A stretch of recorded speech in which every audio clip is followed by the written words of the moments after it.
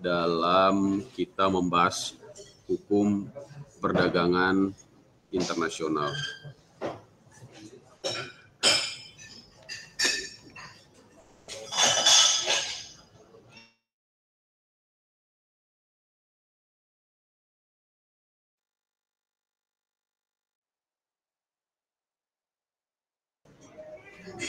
Oke.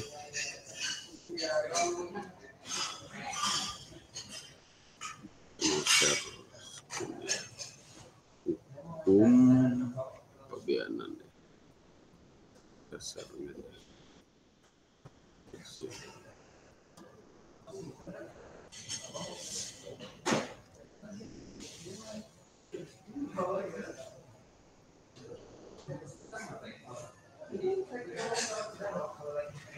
Kita bisa lihat ini daftar materi yang sudah saya sampaikan. Jadi terakhir kita sebenarnya membahas tentang hukum kepabeanan internasional yang itu dimulai dari materi nomor 12 ya, 13, 14, 15 ya. Jadi hukum-hukum di bidang kepabeanan yang merupakan implementasi dari hukum dagang internasional, terutama produk dari World Customs Organization, rekan, itu dapat saya sampaikan dalam materi berupa tiga bidang atau 3 jenis hukum internasional yang menjadi pokok pengaturan dalam kepabeanan ya rekan-rekan. Kita bisa lihat di sini dimulai dari Free Trade Agreement ya. Saya akan buka. Jadi Free Trade Agreement ini merupakan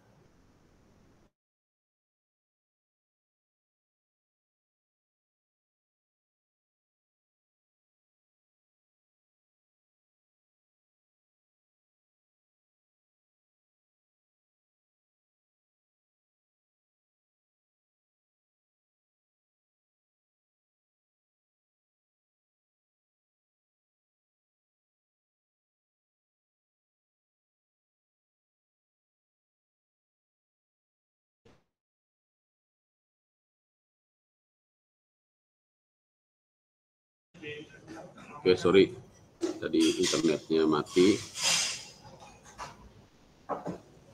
Oke, ya kelihatan ya kan. Jadi rekan-rekan bisa lihat di materi ya nomor 12 tentang Free Trade Agreement ya rekan-rekan. Apa itu tadi Free Trade Agreement? Adalah integrasi kerjasama ekonomi ya. Nah, FTA ini merupakan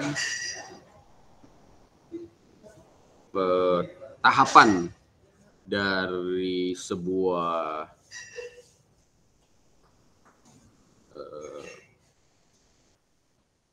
perjalanan gitu ya, perjalanan menuju kepada puncak dari integrasi ekonomi ya.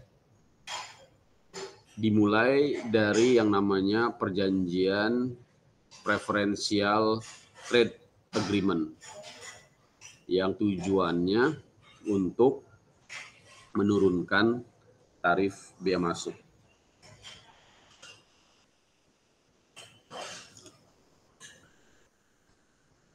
Sambil ngopi ini, ngantuk. ada di jalan nih, Pak Heri di jalan nih, hati-hati. Nah kemudian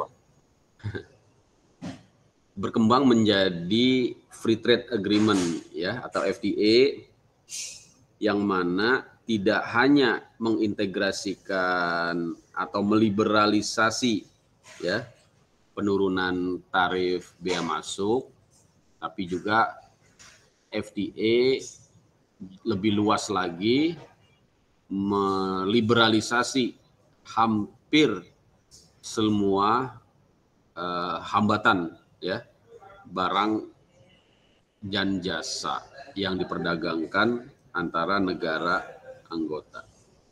Contohnya Indonesia sudah banyak sekali melibatkan diri dalam perjanjian FTA ya.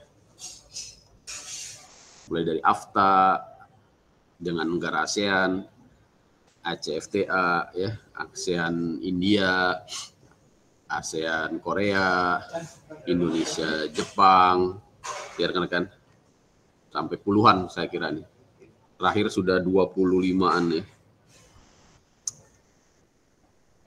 Nah kemudian di dalam praktek FTA di negara-negara lain, memang di ASEAN belum, terutama di Eropa ya, FTA tersebut berkembang menjadi lembaga regional yang mengintegrasikan ekonomi sehingga menjadi customs union ya, customs union. Di customs union ini lebih lebih berkembang ya, berkembang atau lebih luas ya cakupan integrasi ekonominya, tidak hanya tadi penurunan tarif atas perdagangan barang dan jasa, tapi di sini yang paling berdampak ya adanya penyeragaman kebijakan perdagangan di dalam negara-negara anggota. Customs Union ya. Jadi Customs Union ini dari namanya kita bisa gambarkan seperti sebuah mendekati sebuah negara yang berdaulat gitu ya, karena adanya kesamaan ya, kesamaan kebijakan perdagangan.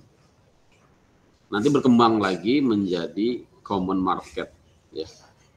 Common market ini tidak hanya meliberalisasi atau membebaskan perdagangan barang saja, tapi juga faktor-faktor produksi seperti tenaga kerja dan modal. Contohnya di East African Community ya, kan ya.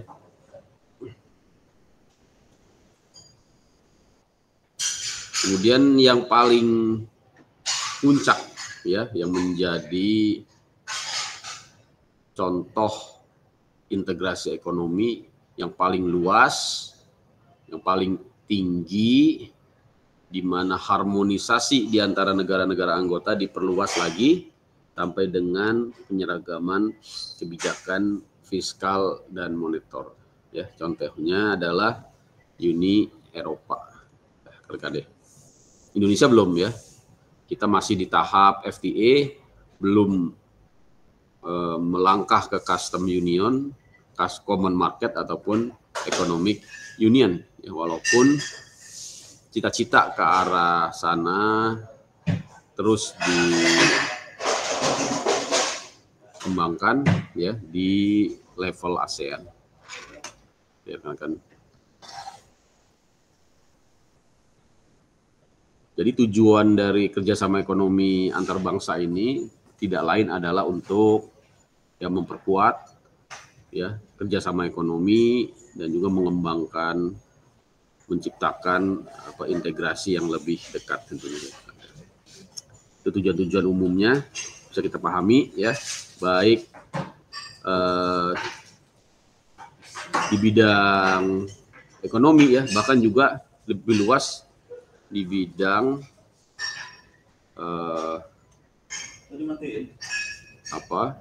kerjasama di bidang-bidang yang lebih luas lagi ya, pengadaan barang dan jasa, hak kekayaan intelektual ya, dan lain-lain, termasuk di bidang investasi tentunya.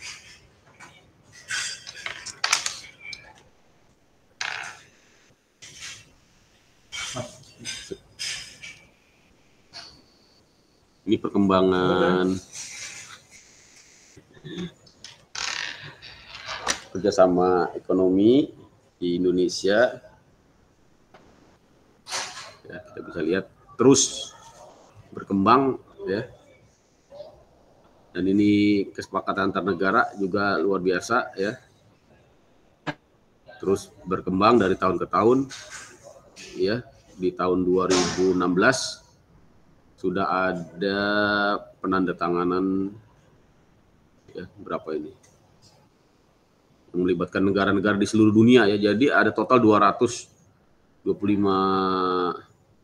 janjian ya. Kira-kira hampir semua negara di dunia melibatkan diri dalam skema perjanjian perdagangan bebas. Nah, ini yang akan kita fokuskan pada pembahasan perdagangan bebas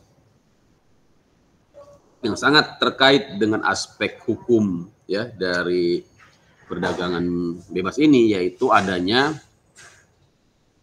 dampak ya negatif yang disebut dengan trade deflection, trade creation, dan trade diversion. Inilah yang coba kita sama-sama analisis ya, mungkin nanti keluar di UAS ya, bagaimana instrumen hukum ya perdagangan internasional dapat mencegah ya kerugian ekonomi ya karena adanya dampak, karena adanya tiga modus ini ya, trade deflection, trade creation, dan trade diversion. Yang pertama trade deflection ya. Apa sih trade deflection ini? Ini bahasa Inggris ya.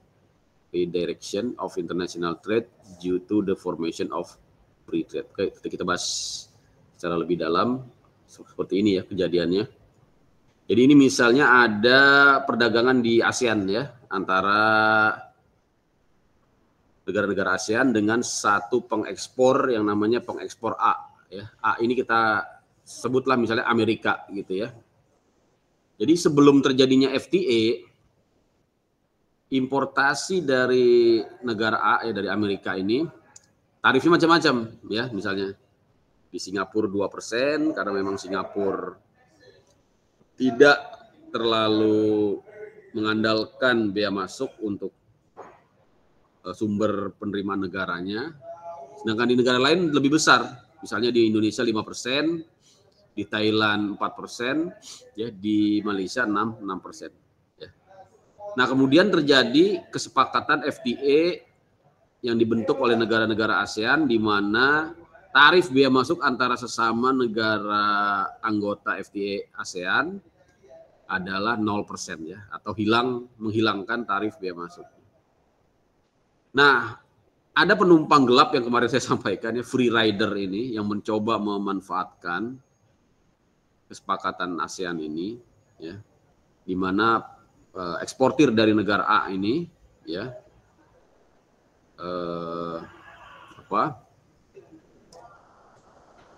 menimbulkan masalah bagi negara-negara yang mengenakan tarif bea masuk lebih tinggi. Jadi dia ya,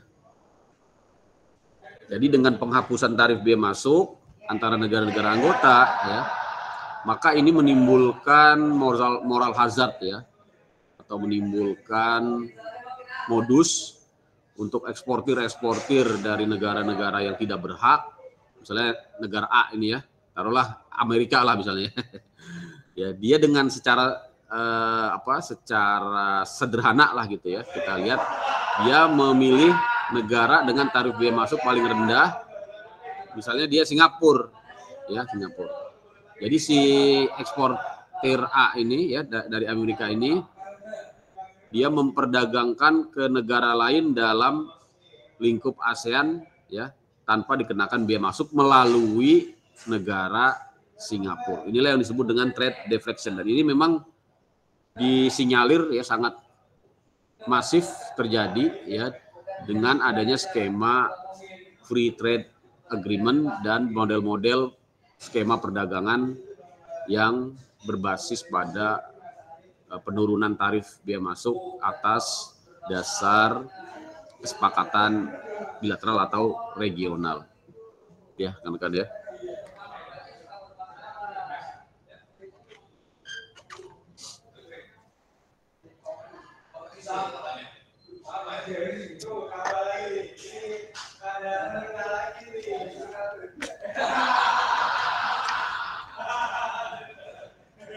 Berikutnya, ini contoh simulasi ya bagaimana trade deflection. Sini trade creation. Ada lagi yang namanya trade creation ya. Sudah, kalau trade creation ini adalah hal yang diharapkan ya, hal yang diharapkan dalam perjanjian perdagangan bebas. Karena intinya trade creation ini akan menciptakan ya produktivitas yang lebih tinggi setelah diadakan perjanjian perdagangan bebas ya, kan.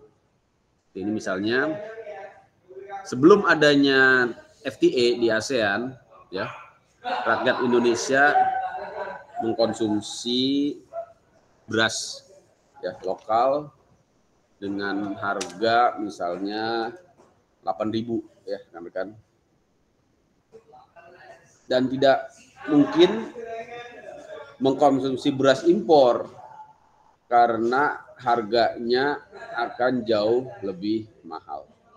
Nah, setelah Indonesia dan Vietnam bergabung dalam ASEAN FTA, maka tarif bea masuk untuk beras dari Vietnam menjadi 0. Dengan kondisi ini, rakyat akan cenderung mengkonsumsi beras Vietnam yang lebih murah. Hal ini menyebabkan petani beras Indonesia kehilangan pasarnya, sehingga sumber daya yang ada dapat dialihkan ke sektor lain yang lebih produktif. Ini teorinya seperti itu rekan-rekan ya, yang kita kenal dengan teorinya apa? Keunggulan advantage ya, atau keunggulan komparatif. Ya. Hal ini yang dimaksud dengan trade creation. Karena sebelum FTA tidak terjadi perdagangan antara Indonesia dengan Vietnam. Jadi nanti akan menjadi win-win solution ya, di mana sektor yang kurang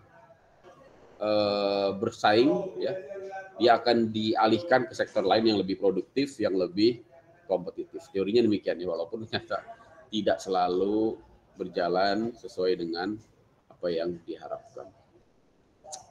Nah, ini contoh gambaran dari trade creation yang intinya akan menghasilkan surplus ya konsumer, surplus produser ya. Kira-kira itu kan ya.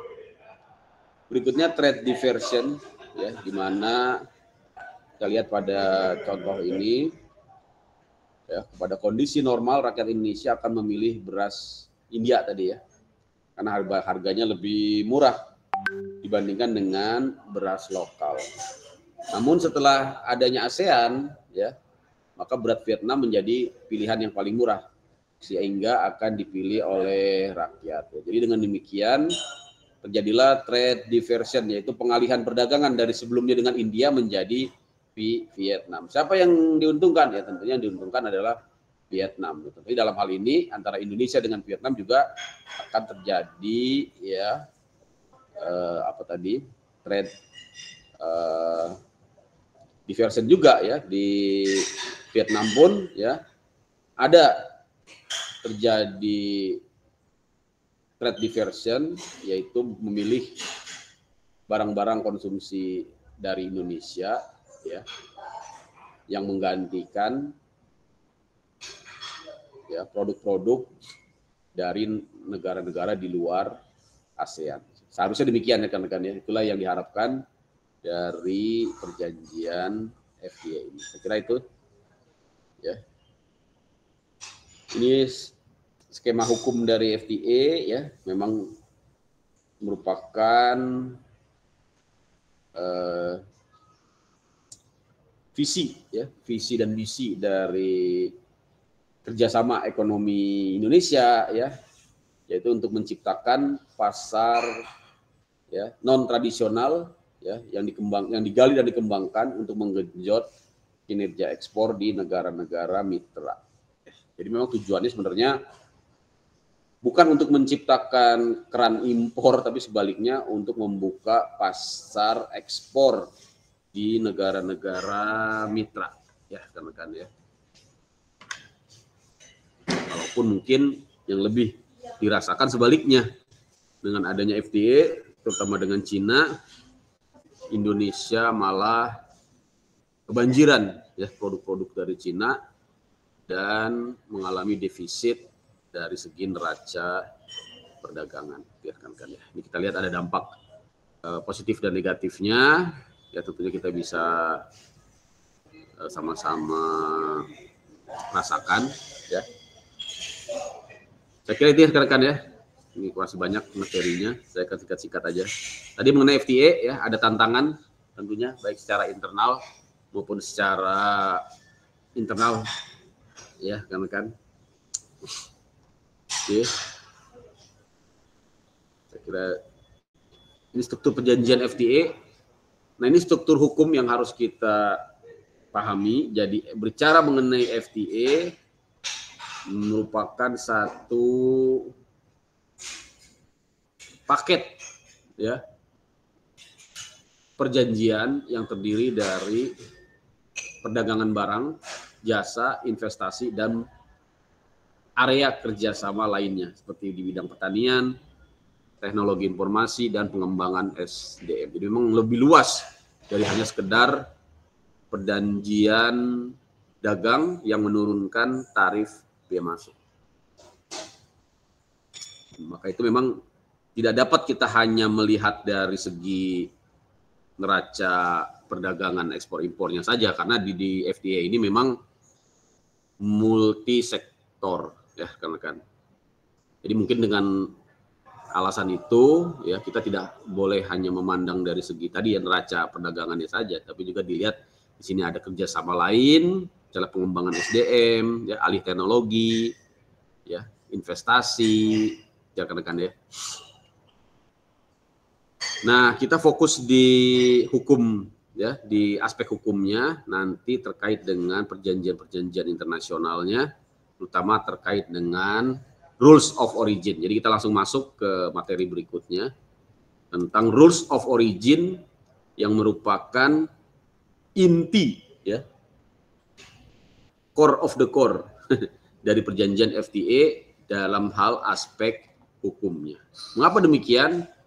Karena ini nanti terkait dengan ya persyaratan untuk bisa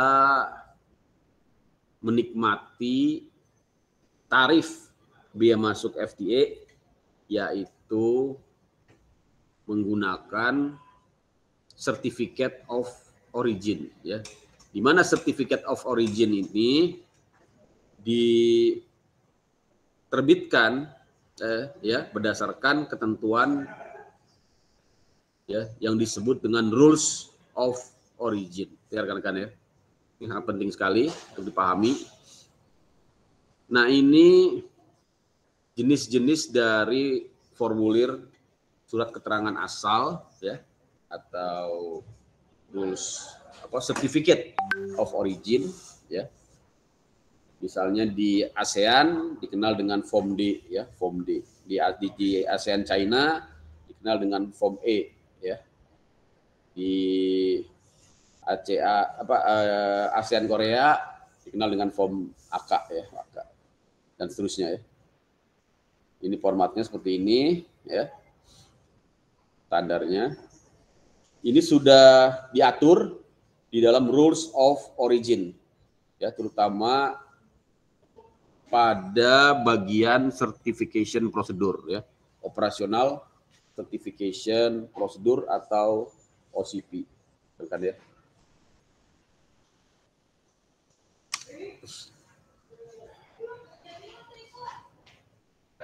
Ini format dari Certificate of Origin, di mana intinya menerangkan identitas dari pihak-pihak yang berhak ya mendapatkan fasilitas, yaitu eksportir maupun importirnya, kemudian identitas barang, ya, kemasan, ya, termasuk nama penerbit dari Certificate of Origin ini.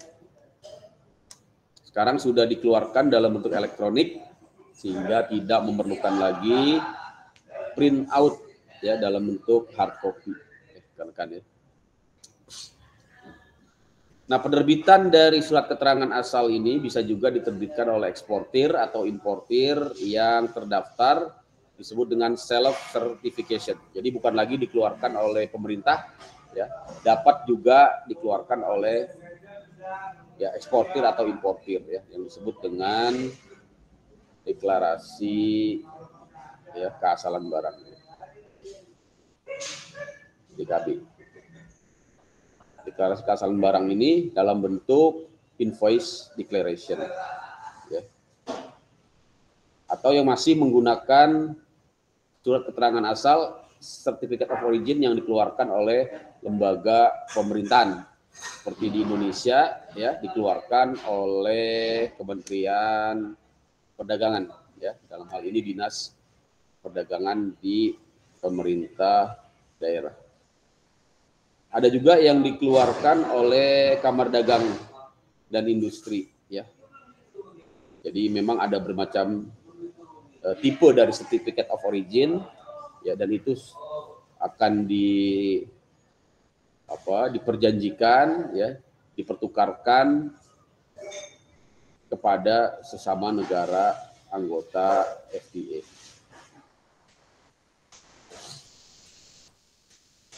Nah, ini bagaimana cara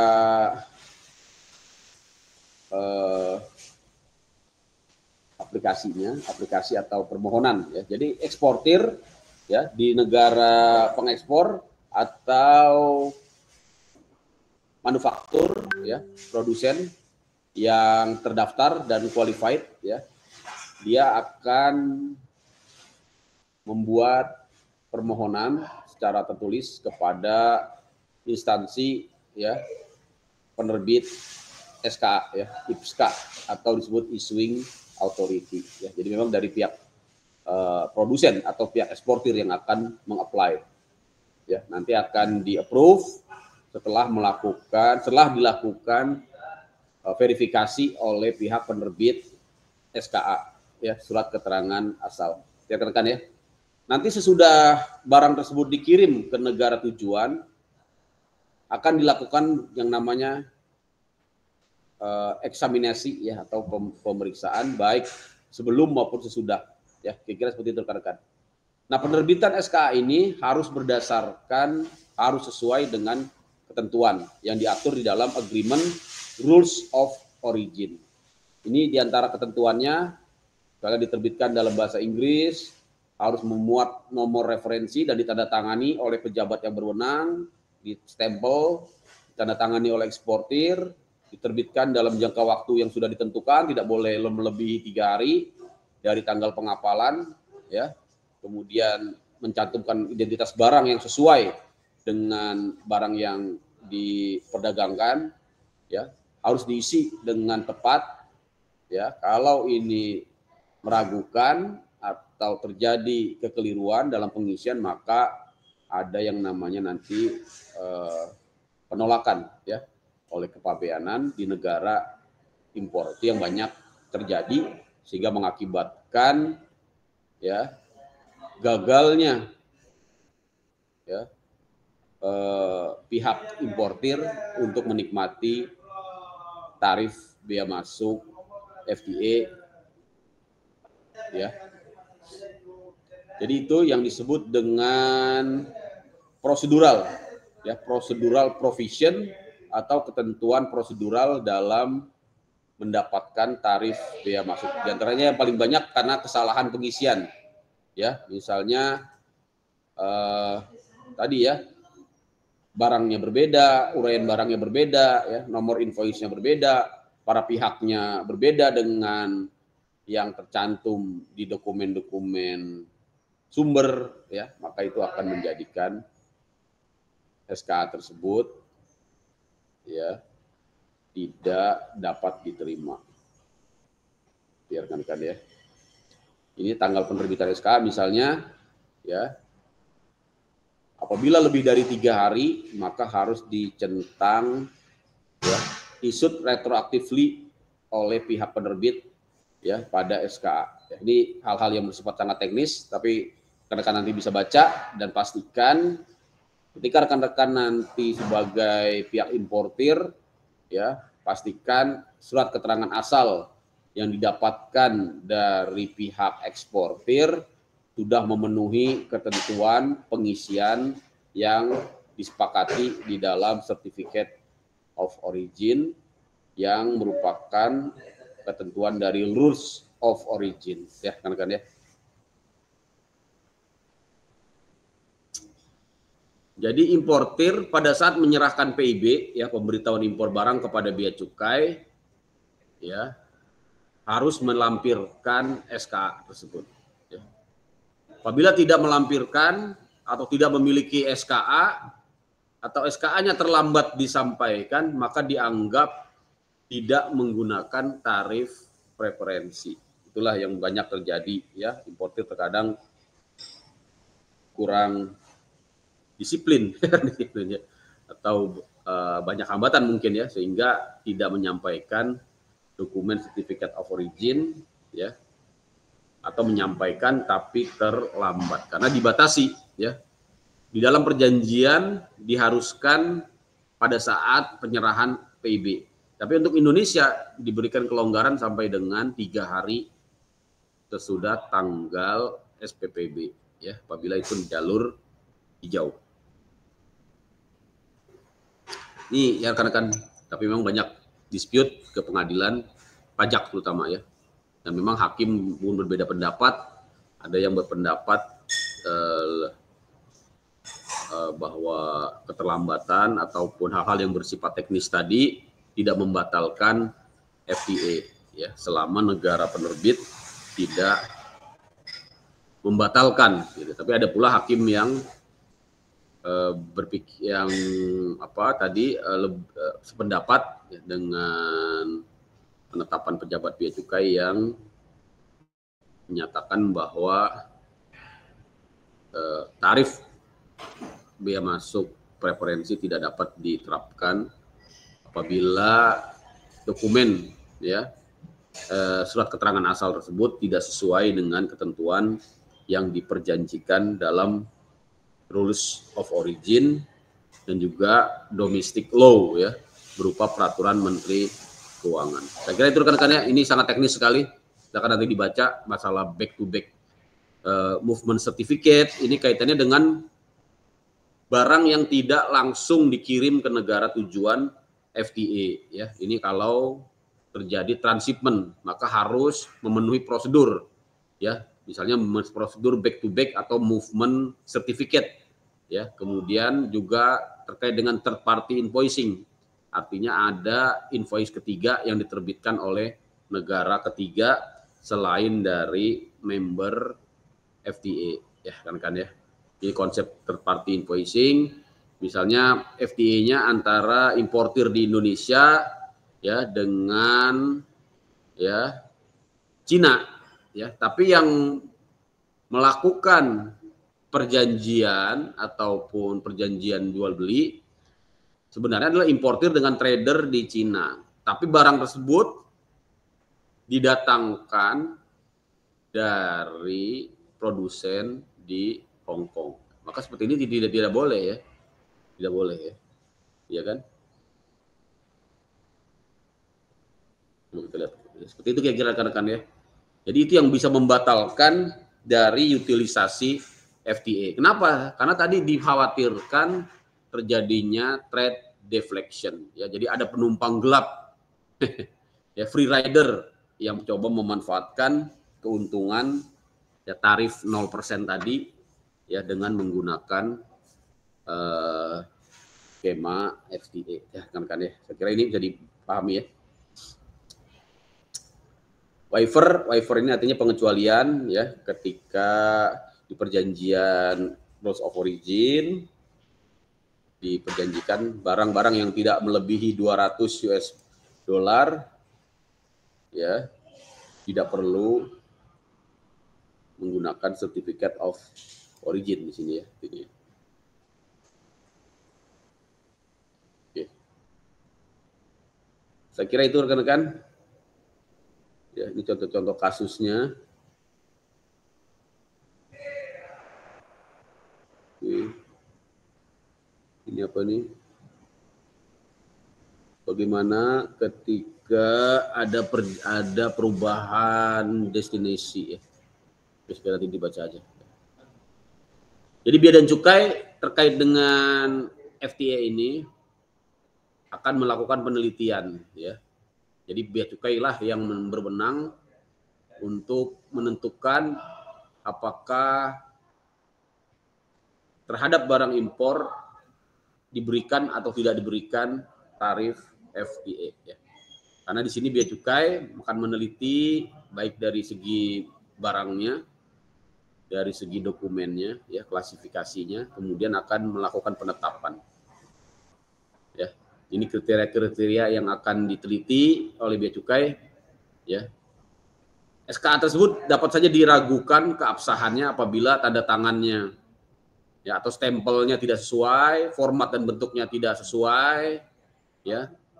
Pemenuhan ketentuan asal barangnya juga diragukan gitu ya. Misalnya negara Singapura yang kita ketahui tidak memiliki basis produksi ya, manufaktur ya, tapi tiba ada barang manufaktur didatangkan dari Singapura dan diberitahukan berasal origin dari Singapura untuk mendapatkan tarif ASEAN, tentunya bea dan cukai akan meragukan ya, akan meragukan dan melakukan koreksi atas pemberian tarif bea masuk ya.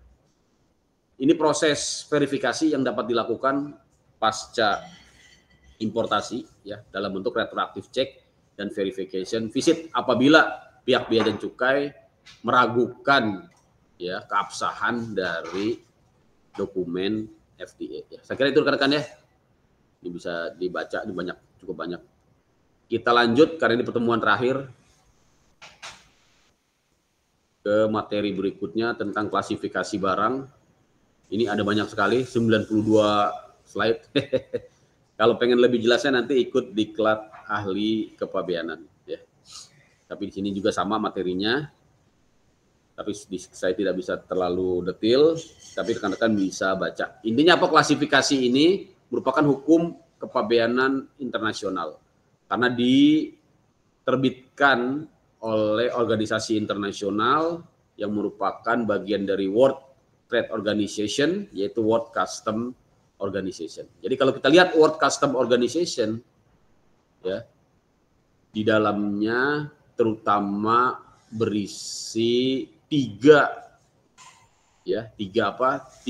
pokok materi hukum kepabeanan yang menjadi inti dari hukum kepabeanan internasional, yaitu nomenklatur. Nomenklatur ini tentang klasifikasi. Origin, ya, origin ini tentang tadi yang barusan kita bahas, yaitu tentang keasalan barang. Dan yang ketiga yaitu valuation. Nah, yang lain ini pendukung ya, terkait dengan fasilitasi dan penegakan hukum ya, enforcement. Tapi yang inti, yang menjadi teknis kepabeanan adalah tiga hal ini ya, nomenklatur, origin, and valuation. Inilah yang saya katakan sebagai hukum kepabeanan internasional.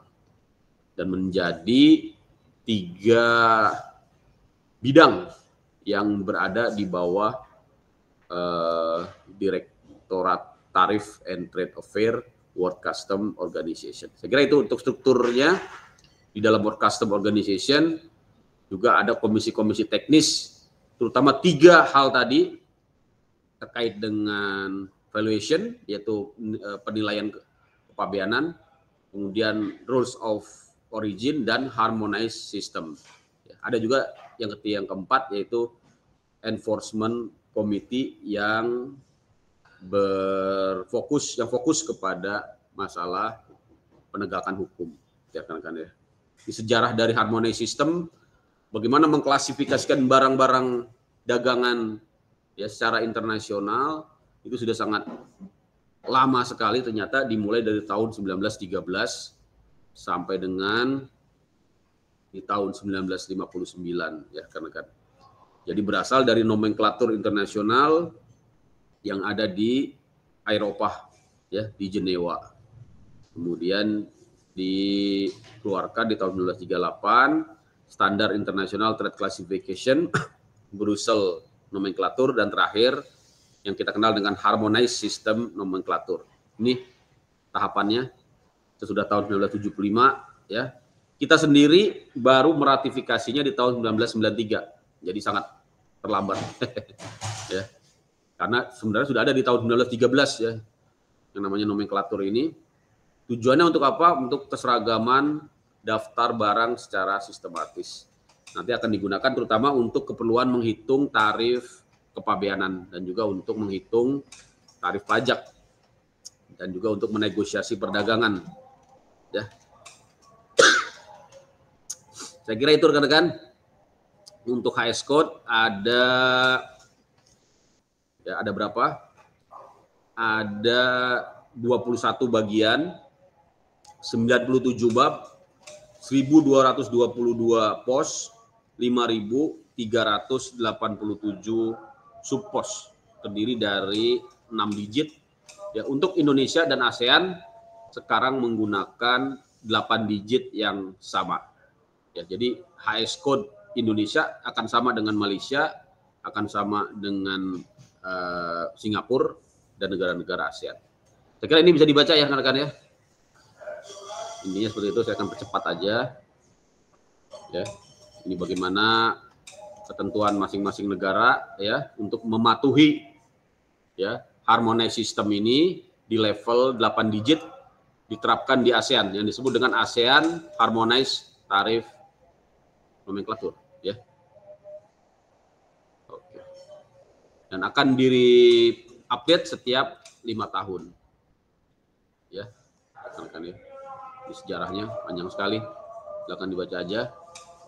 Nah, selain itu ya, kita juga mengenal yang namanya Supplementary Explanatory Notes sebagai bagian dari hukum kepabeanan internasional di bidang klasifikasi barang. Jadi dia merupakan catatan pelengkap ya dari HS Code, yaitu yang disebut dengan Supplementary Explanatory Notes ya.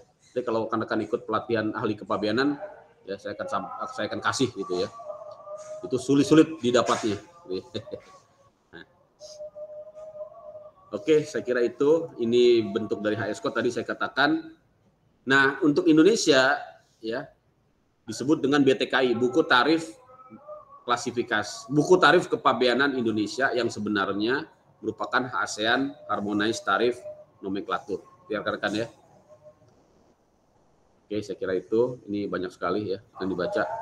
Ya. Intinya apa? Intinya ada 97 bab tadi ya. 5.600 sekian ya subpos ini ya. Dan yang paling penting ini bagaimana cara mengklasifikasikan, jangan sembarangan, jangan asal mencari HS code yang tarifnya 0% atau yang tidak terkena ketentuan larangan pembatasan, tapi harus benar-benar diterapkan yang namanya ketentuan umum menginterpretasi harmonized system, terdiri dari 6 ketentuan ya. Ketentuan 1 sampai 4 dilakukan secara berurutan ya. Dalam hal ketentuan nomor 1 tidak dapat digunakan, barulah kita menggunakan ketentuan nomor 2 ya. Ketentuan 5 dan 6 digunakan tersendiri. Apa itu? Ini saya batasi sampai sini saja.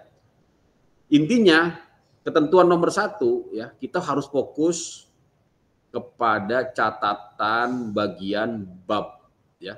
Catatan bagian, catatan bab.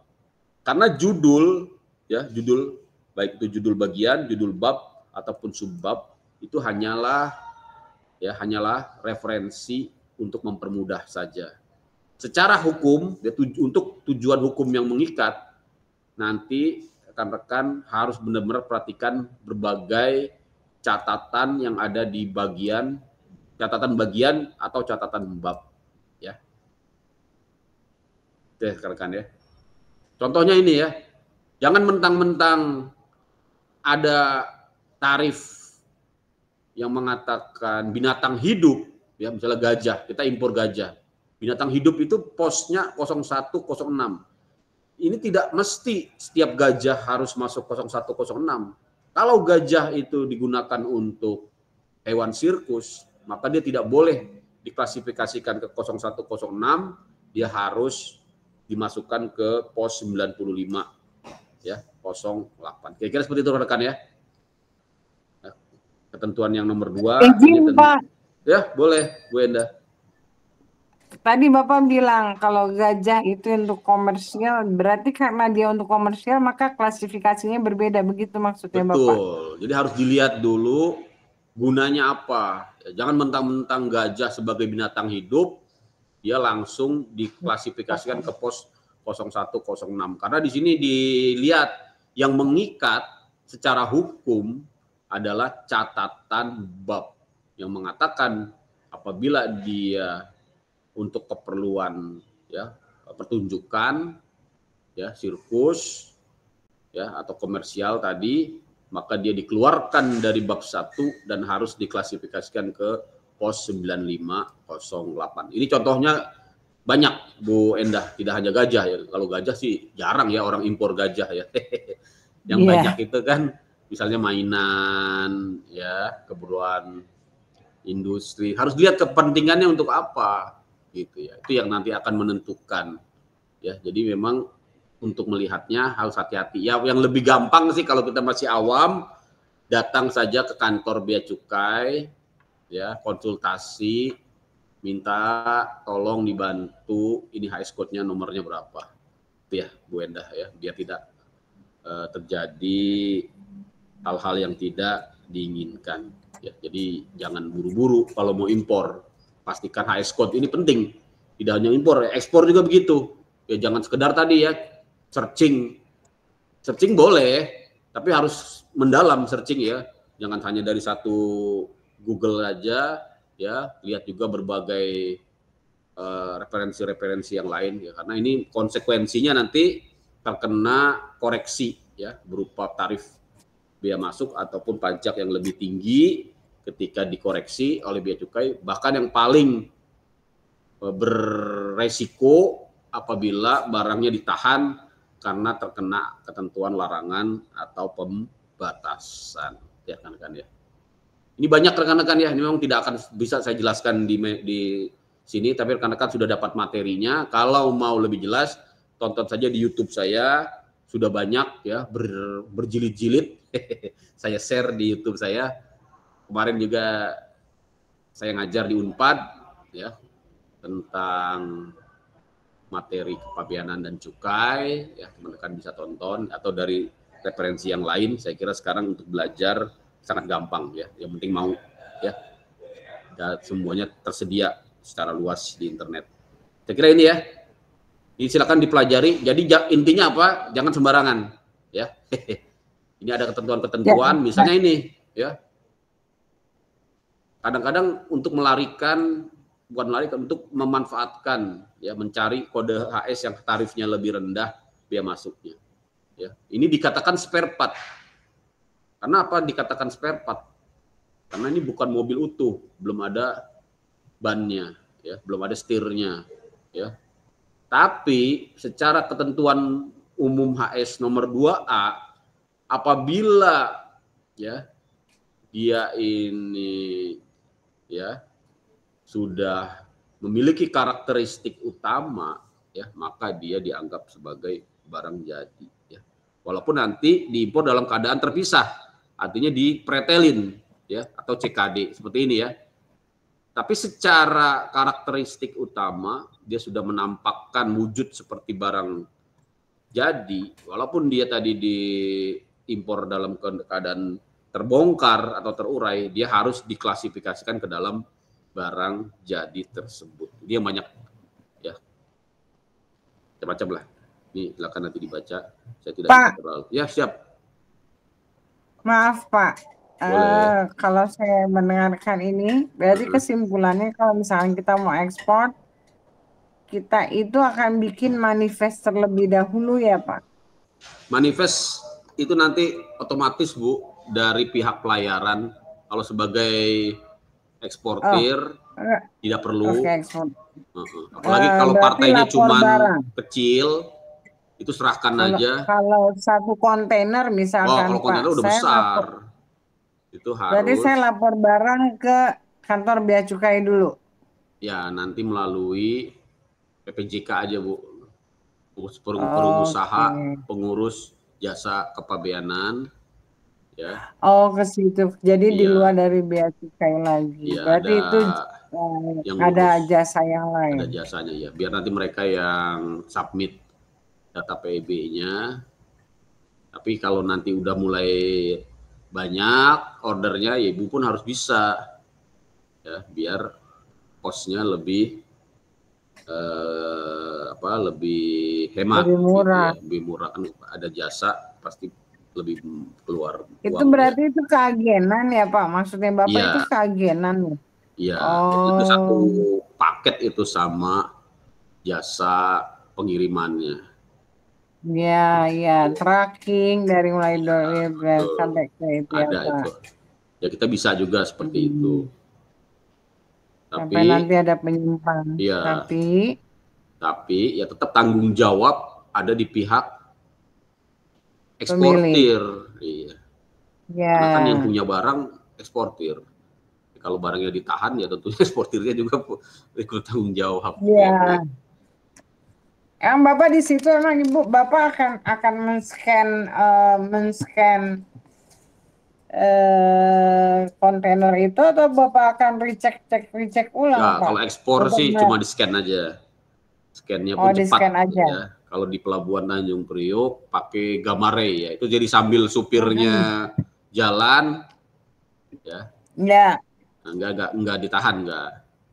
Jarang kalau ekspor. yang kayak digantung itu kan, Pak, dia tinggal Ya, jalan sambil aja kan. lewat ya, truknya lewat itu alat scannya nempel di gate-nya.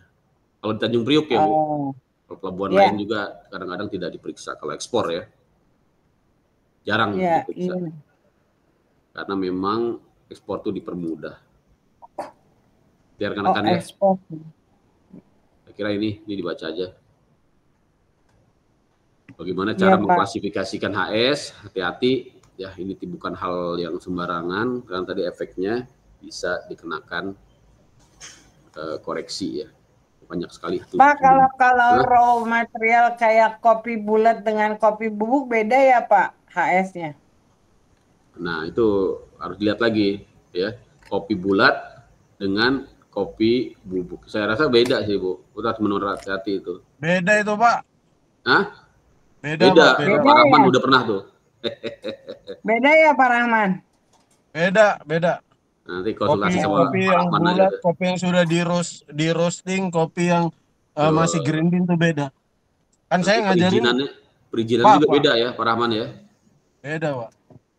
Kan Bapak yang ngajarin, Pak. Iya betul. Ya kan saya Bisa jadi cek, udah tahu kan, udah dikasih tahu sama Bang Rahman. Jadi kan saya bisa halo-halo sama teman-teman. bisa. Lumayan dapat order tuh Pak Pak, Rahman. izin, Pak. Siap. Ini kapan, Pak, saya bisa main ke kantor, Pak? Oh main aja, nggak masalah. Ada Mbak Dika juga tuh. Salah. Oh, siap, siap. Sama ketua kelas juga nih. Saya Boleh. mau menghadap, banyak yang mau saya ini kan Diskusi ya kita. diskusikan. Boleh, boleh. Thank you, Pak. Terima kasih, Pak. Siap.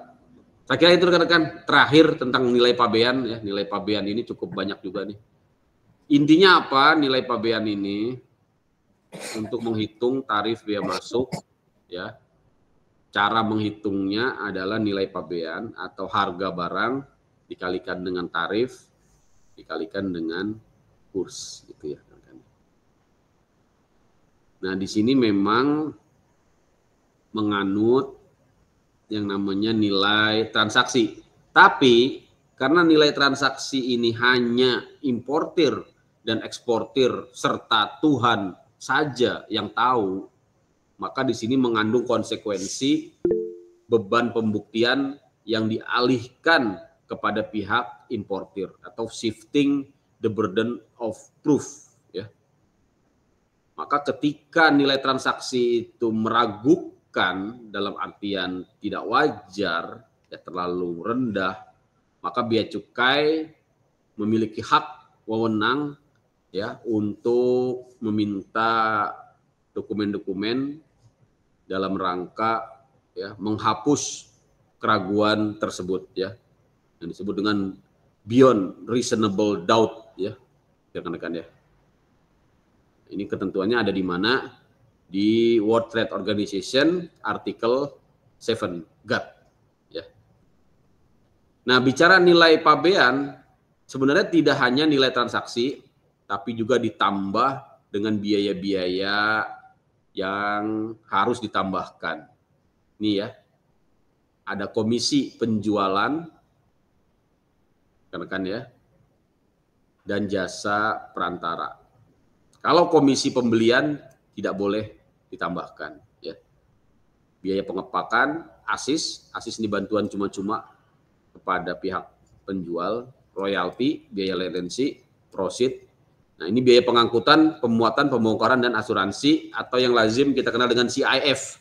Jadi sebenarnya tidak murni CIF, tapi plus biaya-biaya di luar CIF berupa komisi, biaya packing, pengemasan, ASIS, royalti, dan lisensi serta profit. Rekan-rekan ya.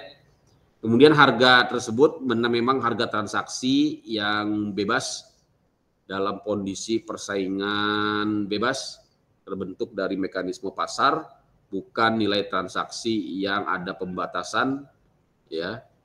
Seperti misalnya ada hubungan istimewa ya, adanya tadi ya persyaratan-persyaratan yang membatasi pemanfaatan penggunaan dari barang yang diimpor. Ya, kan ya. Jika dibaca aja. Ini memang cukup Pak, izin saya mau nanya, Pak. Boleh. Kan kalau di dalam ilmu perpajakan itu, Pak, dalam penghitungan pajak itu kan ada, Pak, di beberapa ini ya, di beberapa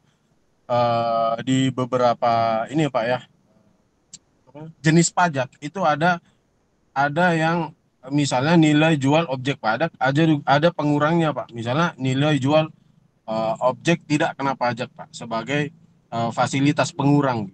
Nah, ini kalau di urusan kepabeanan, Pak, itu kenapa enggak ada itu, Pak, fasilitasnya seperti itu? Ada. Jadi kalau kita sebagai importir barang kiriman, kalau nilainya tapi memang kecil sekali ya, $3 dapat di bawah $3 maka dia tidak kena. Tapi kan jarang ya impor di bawah $3, impor apa ya, impor peniti paling. Atau ketika kita sebagai barang penumpang ya, kita naik pesawat, Ibu Endah nih sering katanya. Bukan, itu kan pembatas ya, Pak ya. Itu kan batas maksudnya pengurang juga. Jadi kalau jadi pengurang di juga atas itu, Pak. Misalnya 700 ya, 700 US dollar.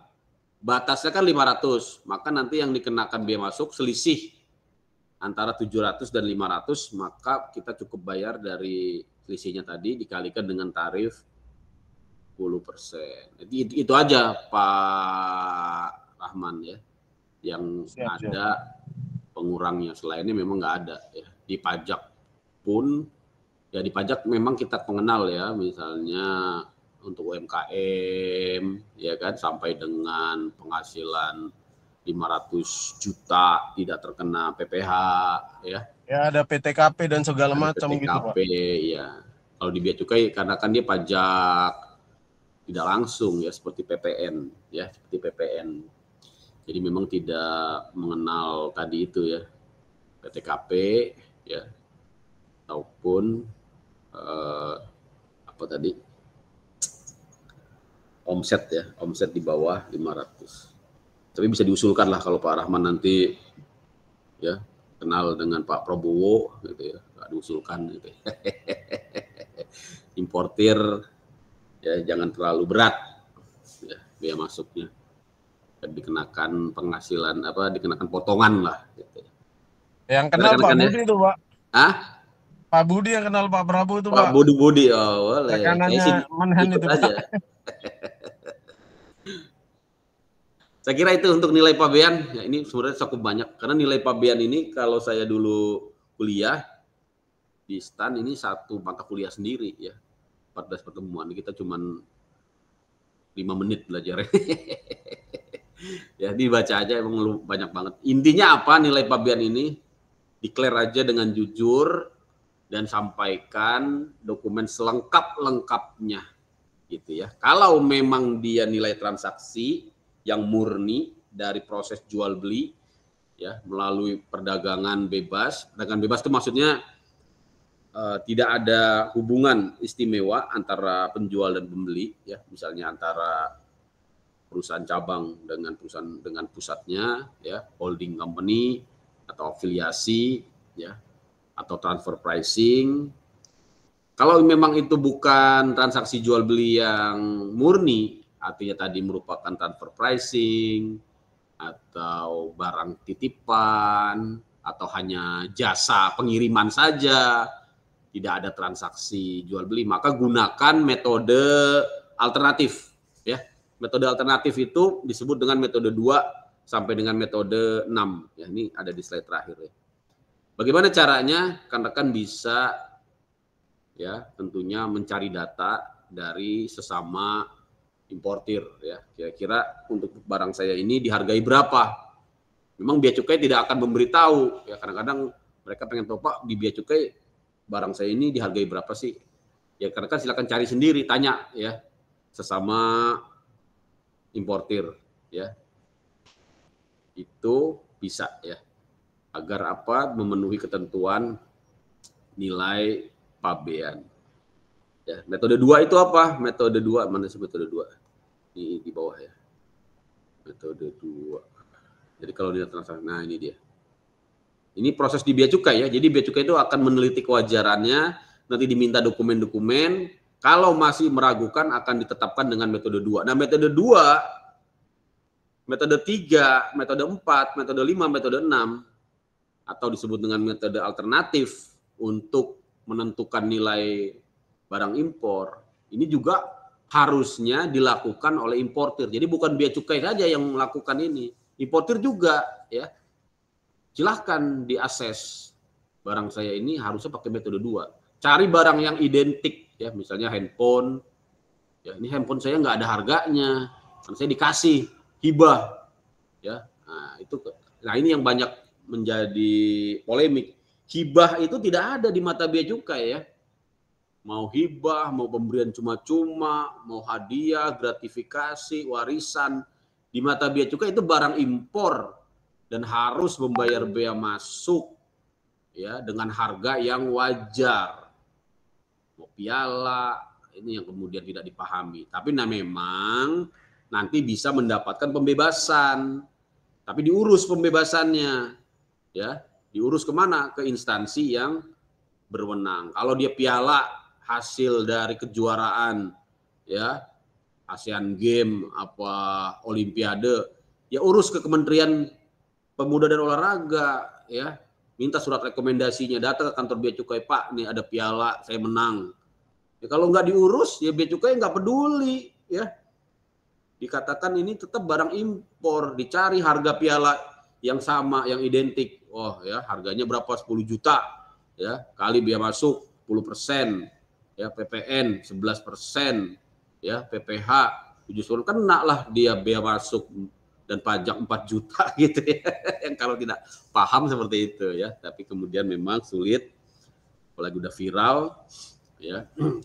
Nah, itulah yang harus dipahami kita sebagai mahasiswa ya, magister hukum yang sudah belajar hukum dagang internasional, dan saya juga sudah mendapatkan hukum kepabeanan, harus memahami ini. Jadi kalau semua hibah, semua hadiah tidak bayar biaya masuk, nanti orang ngaku hibah semua, ya kan?